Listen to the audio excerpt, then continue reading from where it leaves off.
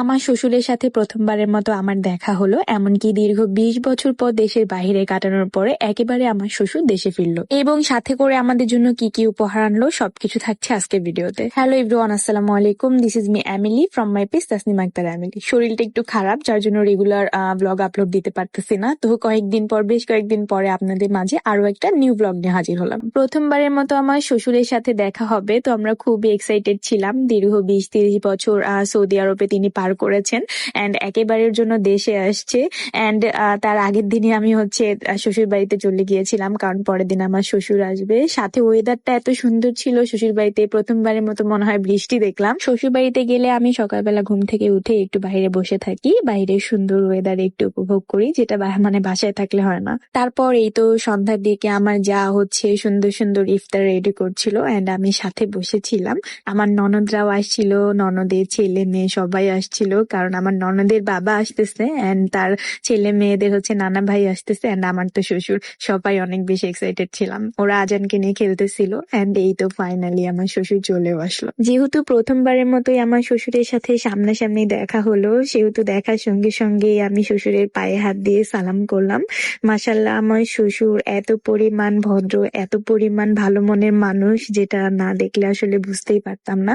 অবশ্য ফোনে কথা বলে বুঝতে পেরেছি যে আসলে কতটা সে ভালো মনের অধিকারী। সাথে দেশের বাহির থেকে যে কেমন প্যাকেজিং করে সবকিছু লাগেজে করে নিয়ে আসে এন্ড পরে আনবক্সিং করে, সবাই অনেক এক্সাইটেড থাকে কার জন্য কি আনলো। সবকিছু মিলে অনেক ভালো সময় পার করছিলাম।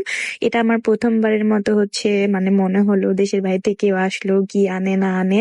তো আমার জাল আর আমার জন্য আমার শ্বশুর একই রকমের 2টা স্বর্ণের কানের দুল নিয়ে আসছিল, আলহামদুলিল্লাহ। এন্ড আজান বাবু মাঝখানে বসে তো পুরাই দুষ্টামি শুরু করছে, মনে হচ্ছে যেন সবকিছুই তার। যেহেতু আমার শ্বশুর দীর্ঘ 20-30 বছর দেশের বাহিরে কাটিয়েছেন, তো এই 20-30 বছরে প্রায় কয়েকবার দেশেও এসেছেন, সবার জন্যই আলহামদুলিল্লাহ সবকিছু মোটামুটি নিয়ে আসছেন।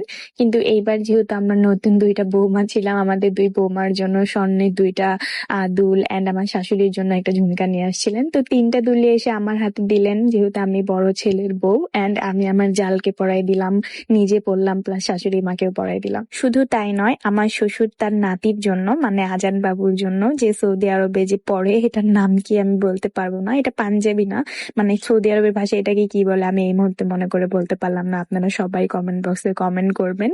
তো আজান বাবুকে ওইটাই তার ভাইরা মিলে পড়াই দিচ্ছিল।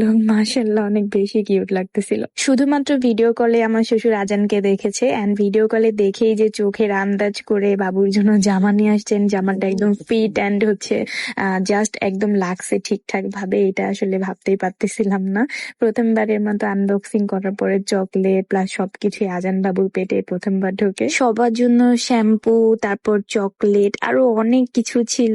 সবকিছু এখন আস্তে আস্তে আনবক্সিং করছিল আমার জামাই।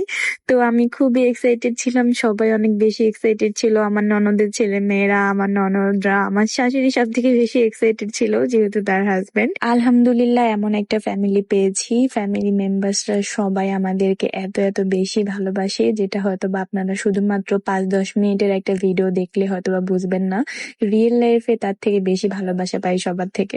একজন মেয়ে হয়ে, একজন মা হয়ে, একজন ছেলের বৌমা হয়ে, যে এইটুকু পাওয়াই আসলে সকল মেয়েদেরই আসলে চাহিদা, যে তার শ্বশুর, তার শাশুড়ি, তার স্বামী সবাই তাকে আপন করে নিক। একটা মেয়ের আসলে জীবনে এর থেকে বড় কিছু পাওয়ার বা চাওয়ার কিছু নেই।